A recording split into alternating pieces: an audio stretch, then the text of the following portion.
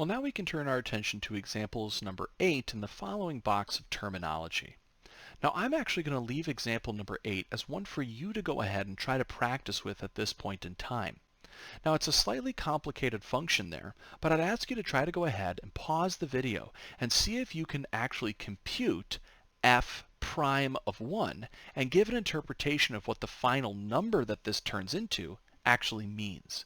Go ahead, try to do that, and don't forget that the solutions for this particular question are located in the lecture notes that are posted up in Blackboard.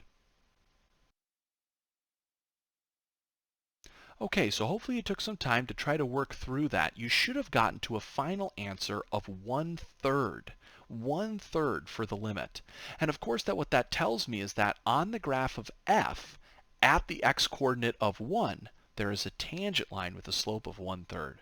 Or you could say that the instantaneous velocity of an object with this position function is going to have instantaneous velocity of 1/3 at time 1. So hopefully you're able to kind of work through that. Again, all the solutions are available in the lecture notes in Blackboard. Before we end this particular section, we have one final box of terminology that we're going to make sure that we cover here rather briefly. So a derivative is really something that is calculating what we call a rate of change. Think about like speed, right? Instantaneous velocity. It's the change in a position of an object over time. If I tell you I drove in my car at 50 miles per hour, I'm telling you how far I traveled in a given amount of time. I'm giving you a rate of how quickly something changed. I moved 50 miles every hour. Now, rates of change don't only relate to speed. You can imagine something like the stock market has different rates, maybe like the rate of growth and value of a company. There are lots of different things. The rate of the temperature change over time. So there are lots of different rates in the world. And so calculus can be used to help start to understand all sorts of different rates, not just things related to physics like velocities and accelerations and things like that, but actually any sort of rates. Maybe I take a medication and it diffuses into my bloodstream over a set period of time. Well, that's a rate at which something changes, and calculus can help us address questions regarding that. So I can see a lot of different applications immediately coming out of this idea of a derivative. So we want some additional notation to help us try to understand some things here. So what we're going to be introducing is notation here involving deltas. Now this is some notation that you may have seen before in an algebra class. In fact, it's very common in an algebra class to say the following. Suppose that we have a function y equals f of x.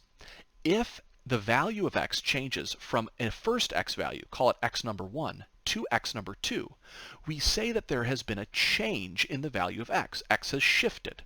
And the amount that x has changed is represented by the subtraction of those two x coordinates.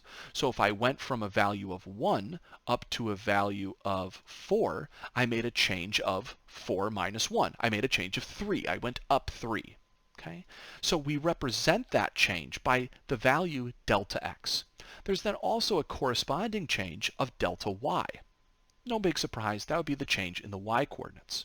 So if we want to know the average rate of change of y with respect to the variable of x, the obvious thing to do here would be to just compute the change in y over the change in x.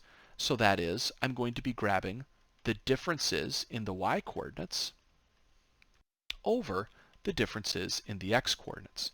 Notice that this is exactly the same sort of definition that we had when we talked about average velocity. It's just now we're talking about just a general average rate of change. It could be velocity. It could be, again, the rate of the stock value of a company. It could be the rate of the diffusion of a medication into the bloodstream. It could be just about anything. If we wanted to know an instantaneous rate of change, then what we would have to do is think about taking a limit of this, as in this case, we would want delta x to go to 0. The gap between the two we would want to shrink to 0.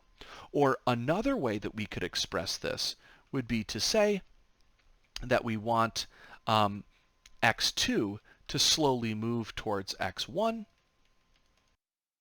as we set up the following slope calculation again.